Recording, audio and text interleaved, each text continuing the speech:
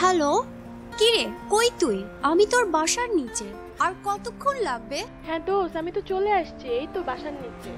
ওকে।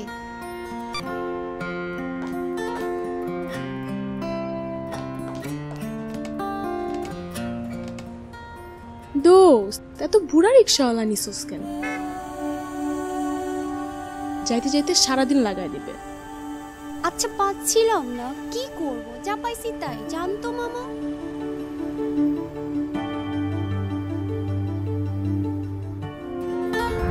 যাই হোক, আজকে এত সাজুগুজু, আবার হাতে পতাকাও দেখছি, পুরাই বাঙালি মেয়ে। তুই না কি যে বলিস, এত মজা কেন জানিস বুঝি না। উফ, যাই বলিস, তোর ড্রেসটা কিন্তু খুব সুন্দর।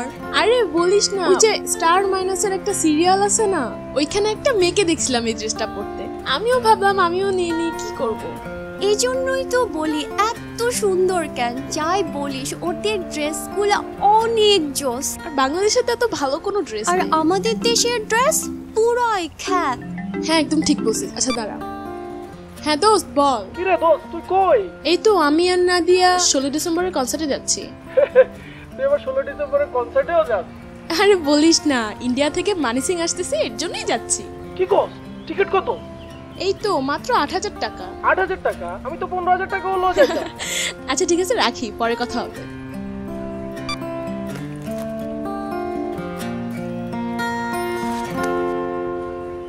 ইস, পতাকাটা পড়ে গেল রে। আচ্ছা বাদ দে। আরে রিক্সা থামাইছেন কেন? পতাকাটা আনতে। কই যান আপনি?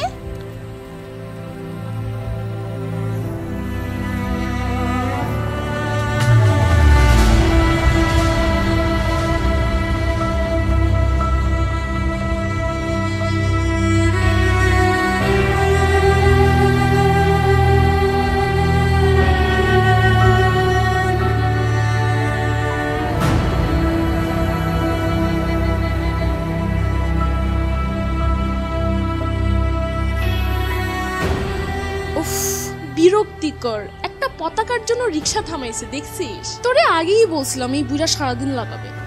দেশের জন্য পিরিতি একদম উতলায় পড়তেছে।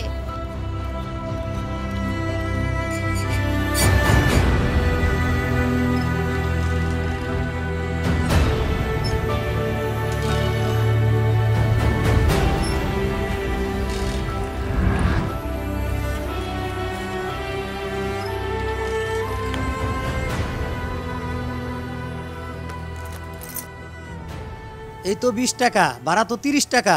যা ভাড়া তাই দিছি চাচা। শোনেন চাচা, পতাকা উঠাতে গিয়ে যত লেট করছেন, আপনাকে তো টাকা দেওয়া উচিত না, এমনিতেই কনসার্টে লেট হয়ে যাচ্ছে। আপনারা এত টাকা দিয়ে কনসার্ট দেখতে পারেন, আর আমার ন্যায্য 10 টাকা ভাড়া দিলে সমস্যাটা কি? আজকে 16 ডিসেম্বর, যেদিনকে আমাদের বিজয় দিবস, আর এই বিজয় দিবসে গান গাবে বিদেশি শিল্পীরা। আরে দেশ, এত কথা বলতেছেন কেন? সমস্যাটা কি আপনার? সমস্যা মানে? আমার অনেক সমস্যা। দেশ নিয়ে বাজে কথা বললে সমস্যা হবে না? এ তো দেশ নিয়ে দেখেছি আলগা পিরিতি দেখাচ্ছে। আমাদের দেশ আমরা বুঝবো, আপনাকে এত আলগা পিরিতি না দেখাইলেও চলবে। আপনাগো দেশ মানে? দাঁড়ান আমি দেখাচ্ছি দেশ কার।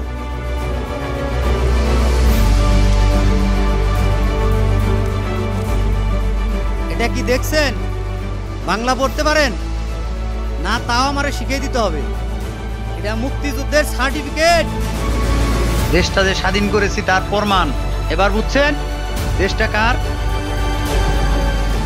আমরা জীবন দিতেও তৈরি ছিলাম, আপনাদের মতন একদিনের বাঙালি ছিলাম না। ভাগ্য ভালো 71-এ আপনাদের মতন মানুষের জন্ম হয় নাই।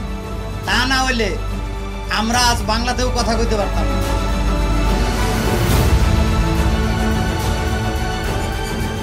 এই পতাকারে সম্মান করতে শিখুন।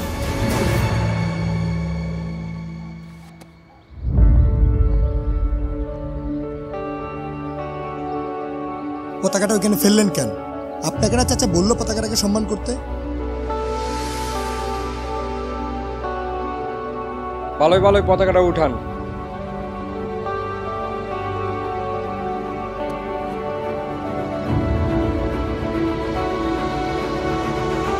দাঁড়ান।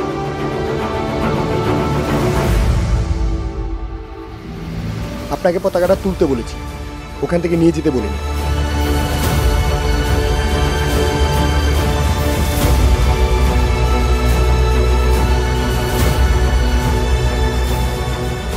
পতাকাটা আপনার কাছে খেলার জিনিস, এটা আপনার কাছে নিরাপদ না।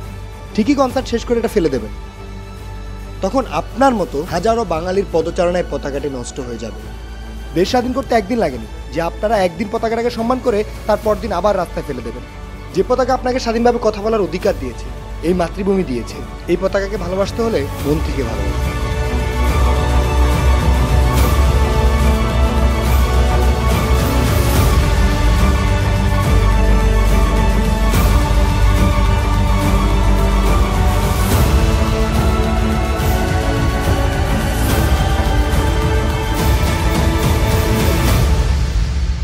একাত্তরে ট্রিগারে রাখা হাতগুলোই আজ রিক্সা চালাচ্ছে। এই হাতগুলোর জন্যই আমরা যখন তখন যেখানে সেখানে দাঁড়িয়ে নিজেকে স্বাধীন দেশের নাগরিক হিসেবে দাবি করি। দেশ আজ অনেক বড় হয়েছে, অনেক আধুনিক, এতটাই আধুনিক যে পতাকার কাপড়টাও আজ আমাদের কাছে সাধারণ কাপড়ের মতোই। আমরা ভুলে গেছি স্বাধীনতা আর অস্তিত্বের উপরে দাঁড়িয়ে থাকা মানুষগুলোকে সম্মান করতে।